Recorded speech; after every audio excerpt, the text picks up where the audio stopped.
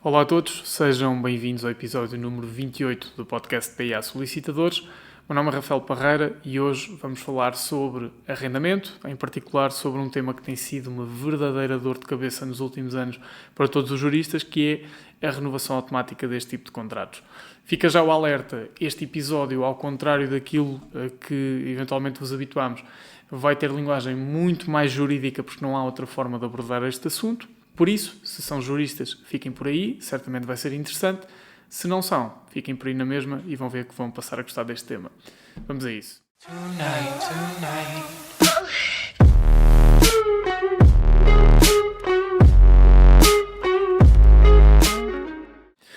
Ora, os contratos de arrendamento sofreram uma alteração na sua realidade em 2019. O Código Civil, na parte relativa ao arrendamento, foi alterado com a Lei 13 de 2019, de 12 de fevereiro, que entrou em vigor no dia seguinte.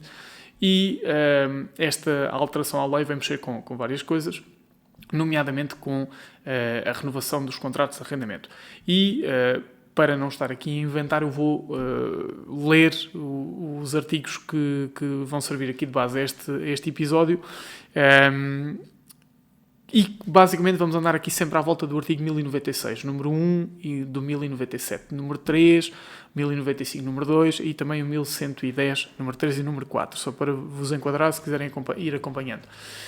Qual é que é aqui a principal questão e neste momento a principal divergência interpretativa? Resumindo, na prática, o mais comum é os contratos de arrendamento habitacionais, e vai ser esse o nosso foco hoje, serem celebrados por períodos de um ano. E é muito, muito comum vermos um ano renovável por períodos de um ano. É isto que vemos na grande maioria dos contratos de arrendamento.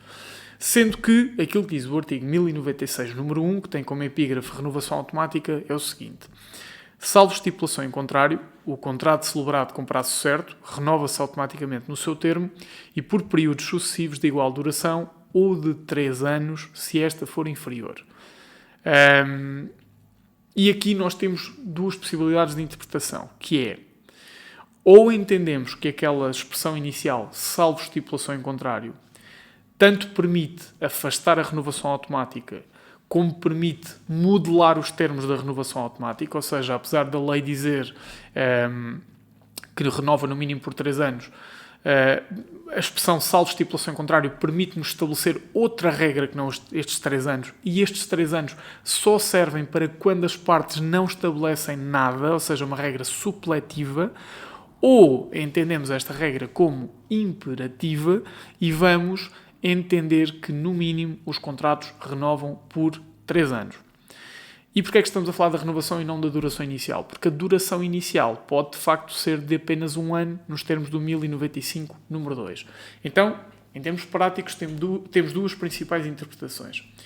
Ou os contratos de arrendamento são de um ano e renovam no mínimo por períodos de 3, portanto 1 mais 3 mais 3 mais 3, por aí fora, ou 2 mais 3 mais 3 e por aí fora, ou os contratos podem de facto ser de um ano e renovar por períodos de um ano, podem ser de um ano renovar por períodos de 2, ser de 2 renovar por períodos de 2, havendo total liberdade das partes para fixar o que quiserem.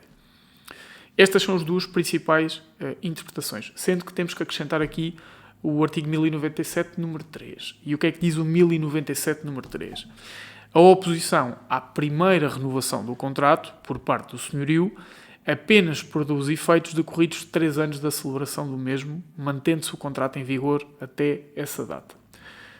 Em termos práticos, vamos equacionar que olhamos para o 1096, número 1, e dizemos, de facto, este contrato de arrendamento pode ser celebrado por um ano e ser renovado por períodos de um ano, porque a lei permite, ao dizer salvo estipulação em contrário. Ou seja, estamos aqui a interpretar que esta norma é supletiva. Se fizermos isto, significa que um contrato celebrado a 1 de janeiro de 2023, iniciado a 1 de janeiro de 2023, vai ter uma duração inicial de um ano e prevê-se que será renovável por períodos de um ano. Se o senhorio se opuser à renovação, que irá acontecer no dia 1 de janeiro de 2024, o contrato vai ficar em vigor até 31 de dezembro de 2025. Porquê? Porque o 1097, número 3, prevê que o contrato irá durar no mínimo 3 anos quando o senhorio se opõe à primeira renovação. Qual é o problema desta interpretação do artigo 1096 número 1 enquanto norma supletiva, ou seja, de dizer que podemos prever uma duração inferior a 3 anos.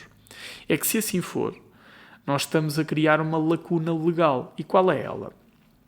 O 1097, número 3, prevê os efeitos da oposição à primeira renovação, mas não prevê os efeitos da oposição à segunda renovação, ou à terceira, ou à quarta.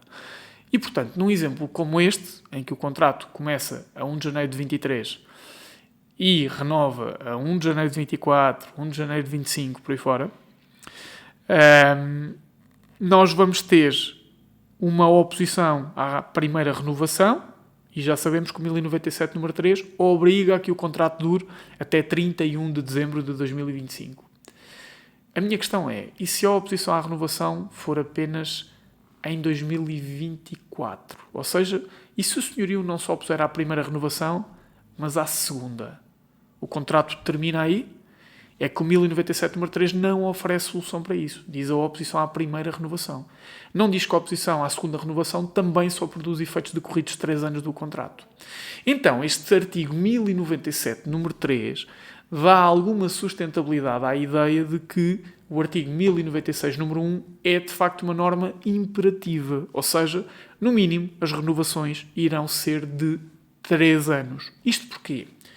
Neste mesmo exemplo em que temos um contrato celebrado a 1 de janeiro de 23, celebrado por um período de 1 ano, se considerarmos que ele se renova no mínimo por 3 anos, então a 1 de janeiro de 2024, ele vai estar em vigor até 31 de dezembro de 2026. Portanto, 2024, 2025, 2026.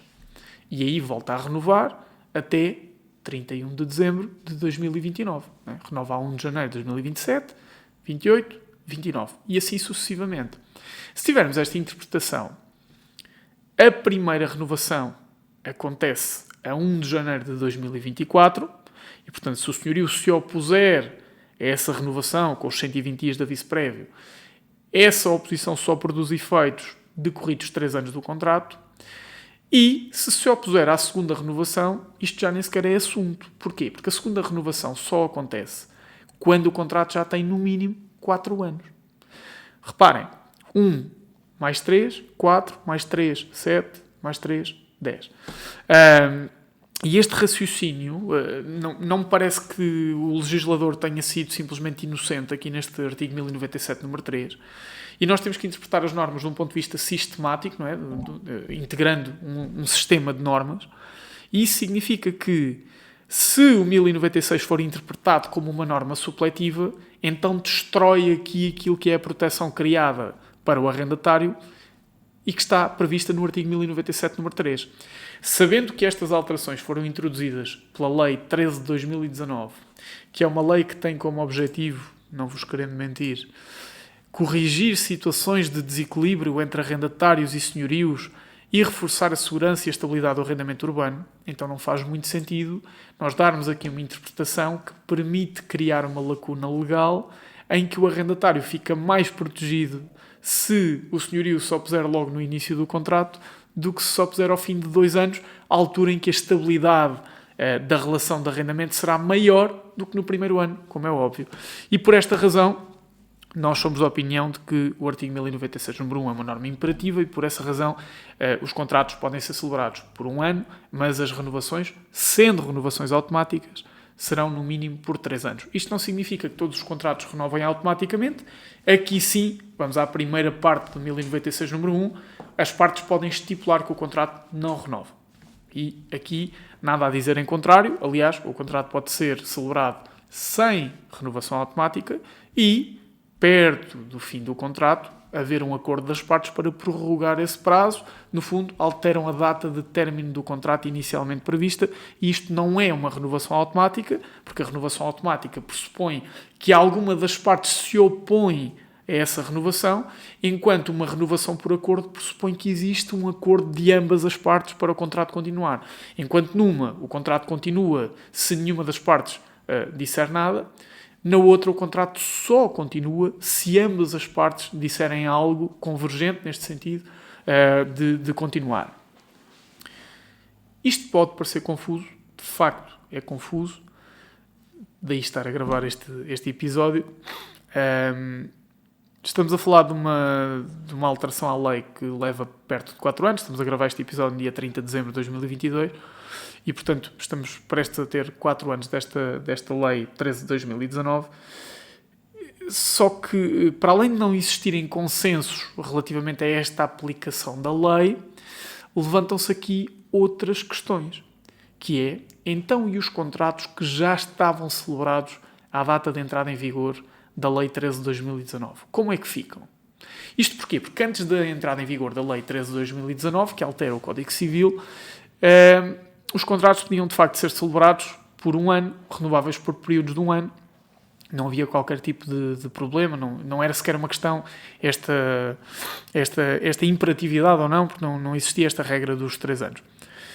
Significa que nós podíamos perfeitamente ter um contrato celebrado 1 de janeiro de 2017, celebrado por um ano, renovável por períodos de um ano. Ou seja, o contrato foi celebrado a 1 de janeiro de 17, renovou a 1 de janeiro de 18 até 2019, renova a 1 de janeiro de 2019 até 2020 e uma das interpretações é de que este contrato celebrado em 2017 ainda hoje tem esses termos de contrato foi celebrado por um ano e mantém-se em vigor essas renovações automáticas de um ano.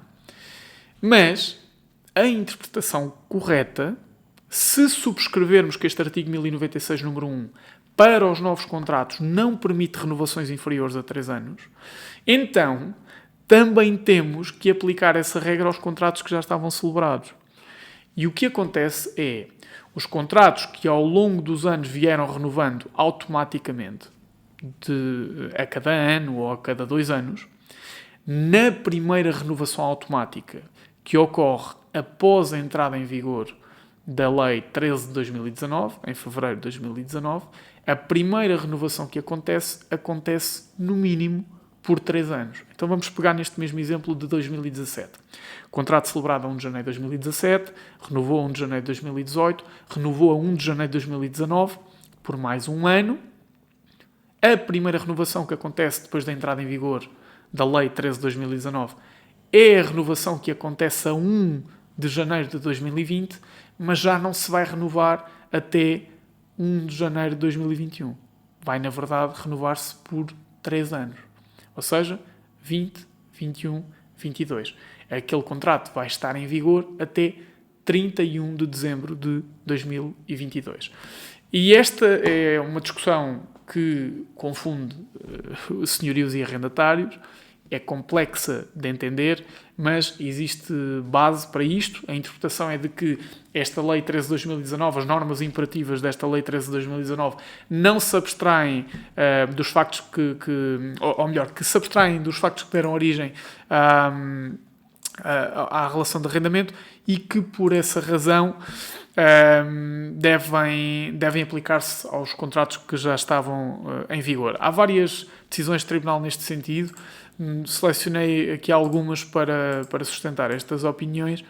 Por exemplo, temos um acórdão da relação de Guimarães, que é um acórdão de 8 de abril de 2021, que diz: o artigo 1096, número 1, na nova redação introduzida pela Lei 13 de 2019, de 12 de fevereiro, fixa um prazo de renovação mínimo de 3 anos de natureza imperativa, não podendo as partes convencionar um prazo de renovação inferior. E embora esta frase possa parecer que está a ser aqui deixada apenas para contratos celebrados depois da entrada em vigor desta lei, não é o caso, porque esta decisão vem sobre um contrato de arrendamento anterior a essa lei. A mesma relação de Guimarães, a 11 de fevereiro de 2021, diz: nos contratos de arrendamento para habitação permanente, a liberdade dos contratantes para modelarem o conteúdo do contrato sofreu significativas limitações com as alterações introduzidas pela Lei 13 de 2019, quanto à sua renovação, pois, ainda que as partes possam convencionar a exclusão de possibilidade de qualquer renovação, só terão liberdade para convencionar um prazo de renovação igual ou superior a 3 anos, impondo o legislador um prazo mínimo também imperativo de 3 anos. Estamos a falar de um contrato celebrado em 2012 e, portanto, aquilo que se diz aqui é que, de facto, esta lei vai introduzir algumas alterações e que obrigam, que o 1096 número 1 é imperativo e por isso mesmo as renovações serão no mínimo por 3 anos. Respondendo diretamente à questão de ser aplicável ou não aos contratos que já existiam, temos um acórdão da relação de Évora, muito recente, 10 de novembro de 2022, portanto estamos a falar de um acórdão que foi publicado agora há pouco mais de um mês, e aquilo que se diz neste acórdão é: o artigo 1096 do Código Civil, com a redação dada pela Lei 13 de 2019, de 12 de fevereiro, fixa um prazo de renovação do contrato de arrendamento mínimo de 3 anos, de natureza imperativa, não podendo as partes convencionar um prazo de renovação inferior. A Lei 13 de 2019, ao abrigo do artigo 12, número 2, segunda parte do Código Civil, na medida em que as suas disposições se revistam de natureza imperativa, aplica-se às relações jurídico-arrendatícias que subsistam à data do seu início de vigência, porquanto dispõe sobre o seu conteúdo e o conforma abstraindo do facto que lhes deu origem. Esta é a interpretação da relação de Évora. A mesma relação, na mesma data, a Lei número 13 de 2019, 12 de fevereiro, que alterou a redação do número 1 do artigo 1096 do Código Civil, aplica-se aos contratos de arrendamento para habitação com prazo certo, já antes celebrados e vigentes à data de entrada em vigor deste diploma legal, por aplicação do número 2 do artigo 12 do Código Civil. Em sentido contrário, temos a relação de Lisboa, que num acórdão de 17 de março de 2022 entende o seguinte: a limitação temporal mínima de 3 anos do período de duração do contrato de arrendamento, após a sua renovação, constante do artigo 1096, número 1 do Código Civil, na redação resultante da Lei 13 de 2019, não assume natureza imperativa, podendo, por isso, ser reduzido esse período até 1 ano por acordo das partes. E aquilo que fundamenta aqui esta posição da relação de Lisboa, entre outros pontos, é que o legislador não quis impor uma duração mínima de 3 anos para as renovações, quis, com a expressão salvo disposição em contrário, que está no início do 1096, número 1, dar liberdade a senhorios e arrendatários para fixar um prazo diferente para a sua renovação automática, e se a preocupação do legislador fosse garantir uma duração mínima do contrato de 3 anos, então teria colocado essa necessidade no artigo 1095, número 2, e em vez de ter uma duração mínima do contrato de 1 ano, tinha uma duração mínima de 3 anos. E não faz sentido na prática ter um contrato com uma duração inicial de 1 ano e que as renovações sejam de duração superior, obrigatória, neste caso, 3 anos.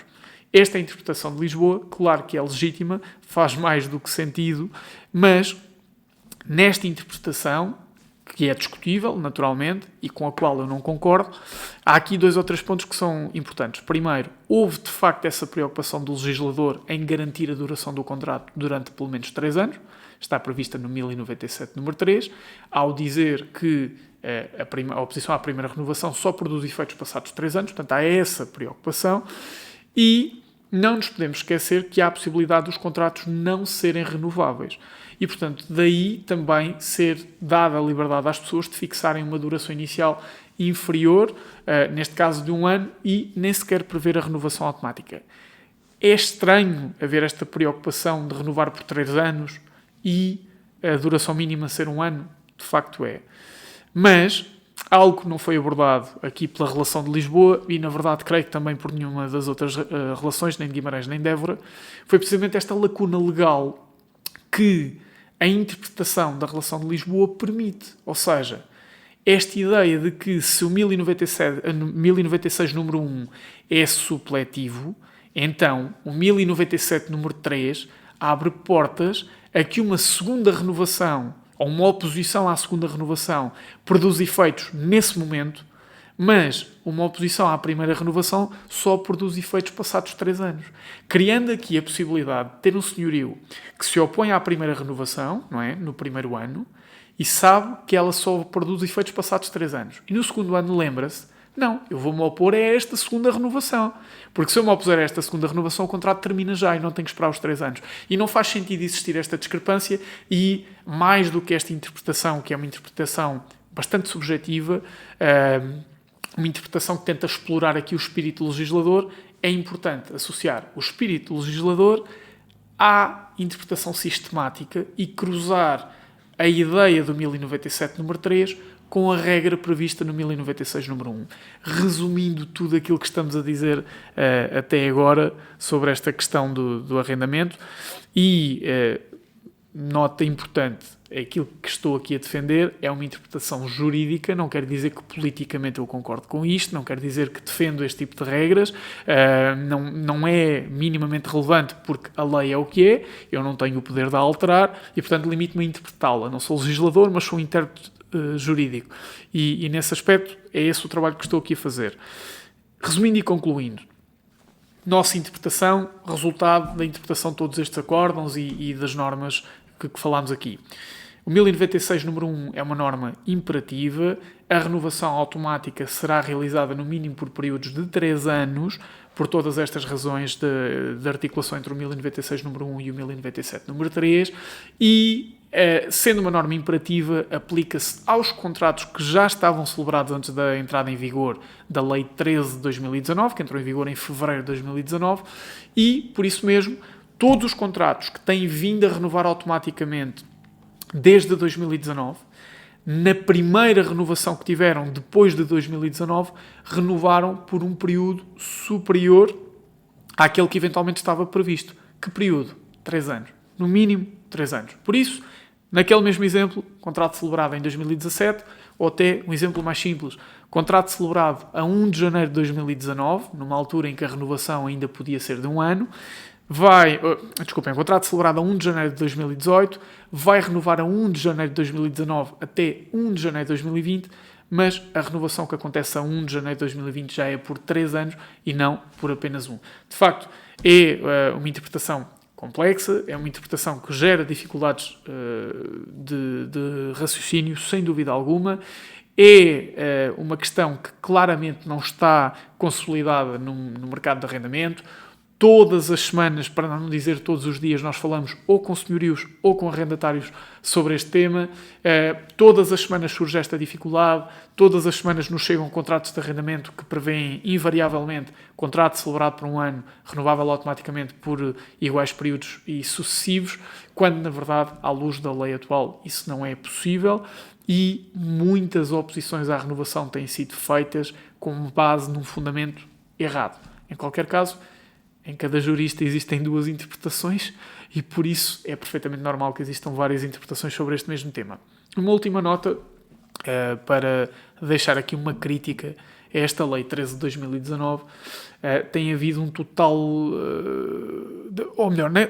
Quando a lei foi feita, nota-se que existiram aqui vários lapsos e várias coisas que não foram pensadas. E há aqui coisas que parecem um total desgoverno. Por exemplo, nós falámos até agora da situação dos arrendamentos habitacionais. Mas vamos cruzar aqui esta ideia da renovação automática e da oposição à renovação com os arrendamentos não habitacionais, sendo que a estrutura de raciocínio é exatamente a mesma. Por exemplo, o 1096 número 1, quanto aos arrendamentos habitacionais, diz, já o li ainda há pouco, volto a ler, salvo estipulação em contrário, o contrato celebra-se com prazo certo. O contrato celebrado com prazo certo renova-se automaticamente no seu termo e por períodos sucessivos de igual duração ou de 3 anos se esta for inferior. O 1110, número 3, diz, salvo estipulação em contrário, o contrato celebrado por prazo certo renova-se automaticamente no seu termo e por períodos sucessivos de igual duração ou de 5 anos se esta for inferior. Portanto, rigorosamente igual ao 1096, número 1, mas para os contratos comerciais e em vez de 3 anos tem 5. É aqui tudo normal. Agora, volto a ler o 1097, número 3. A oposição à primeira renovação por parte do senhorio apenas produz efeitos decorridos 3 anos da celebração do mesmo, mantendo-se o contrato em vigor até essa data. 1110, número 4. Nos primeiros 5 anos após o início do contrato, independentemente do prazo estipulado, o senhorio não pode opor-se à renovação. Não faz sentido absolutamente nenhum este 1110, número 4. E porquê? Aquilo que fazia sentido era a oposição à primeira renovação do contrato só produz efeitos decorridos 5 anos do mesmo. E aquilo que se diz aqui é, se eu tiver um contrato comercial de 1 ano e eu me opuser à renovação que acontece ao fim desse ano, com os tais 120 dias de aviso prévio, então esse contrato vai terminar ao fim de 5 anos e não ao fim de 1. Isto porquê? Porque com base no número 3, este contrato de 1 ano, se eu deixo renovar a primeira vez, vai renovar por 5. Agora equacionem. Têm um contrato de 5 anos. Duração inicial de 5 anos. É mais do que razoável que se queiram opor à renovação que acontece no fim desses 5 anos. Se aquilo que estava previsto, se aquilo que estivesse previsto no 1110 número 4 fosse o mesmo tipo de redação que está no 1097 número 3, então diria que a oposição à primeira renovação só produz efeitos decorridos 5 anos do contrato. Se eu tenho um contrato de 5 anos, quando é que eu vou cumprir com a oposição à renovação? Não é ao fim de 5 anos. É ao fim de 4 anos e alguns meses. Porque eu tenho que cumprir um pré-aviso de 120 dias. E, portanto, em bom rigor, eu vou opor-me à renovação quando estão apenas decorridos 4 anos e alguns meses de contrato. E, se eu me opuser à primeira renovação, ela só produz efeitos. Quais efeitos? Os efeitos da cessação dessa oposição quando estejam atingidos os 5 anos, que é precisamente a duração inicial deste contrato.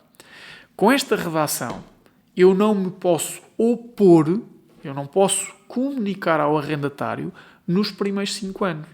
Então, se eu tenho um contrato de 5 anos que, pelo número 3, renova automaticamente por mais 5 e não me posso opor nos primeiros 5, significa que, quando eu já me posso opor, já ocorreu a renovação. E eu já não cumpro o aviso prévio e, na verdade, um contrato que seja celebrado por 5 anos, olhando literalmente àquilo que está escrito no número 4 do 1110, vai sempre durar, no mínimo, 10 anos. O que não faz sentido absolutamente nenhum. Claro, não me parece que haja margem para isto ser defensável em tribunal. Parece-me óbvio que a ideia do legislador é garantir que aquele contrato dure 5 anos. E, portanto, a ideia não é que o senhorio, neste contrato de 5 anos, não pode opor-se à renovação decorridos 4 anos e alguns meses. Aquilo que se quer dizer é o contrato tem que durar no mínimo 5 anos. Ou seja, se eu tiver um contrato de 1 ano, o senhorio pode, ao fim de 5 ou 6 meses desse contrato, opor-se a essa renovação, sendo que esse contrato vai durar no mínimo 5 anos. Não me parece que isso seja incompatível com o 1110 número 4. Mas aquilo que resulta da norma é que não. Eu não posso opor-me nos primeiros 5 anos. E isto é um lapso grave, é um lapso que gera dificuldades interpretativas desnecessárias. A sensação que fica é que um artigo foi redigido à parte da manhã e, à hora do almoço, quem o escreveu, lá teve uma intoxicação alimentar, foi para casa e foi substituído por alguém que nem sequer viu o que é que foi feito de manhã, e é essa a sensação que fica de forma completamente desnecessária, e fica também essa crítica à Lei 13 de 2019. Por isso, concluindo, para quem não é jurista, se ainda aí estão, os meus parabéns, são verdadeiros heróis. Para quem é jurista, se ainda aí estão, também tenham muita paciência. De facto, este é um tema trabalhoso, é um tipo de discussão que normalmente nós não temos aqui no podcast, e por isso mesmo expliquei no início que ia ser um bocadinho diferente, mas é uma discussão que tem que se ter e que tem gerado demasiada controvérsia. Por isso, prometo que o próximo episódio não vai ser tão técnico, vamos voltar à linguagem mais comum, mais fluida, mas hoje ficam com esta linguagem mais jurídica, e o jurídicas também faz parte do nosso vocabulário, não é só o português. Obrigado por terem assistido a este episódio, partilhem as vossas opiniões, as vossas posições e as vossas interpretações sobre este assunto, e encontrarmos no próximo episódio. Desejo umas ótimas entradas em 2023, que seja melhor que 2022 e pior que 2024. Muito obrigado a todos e um abraço.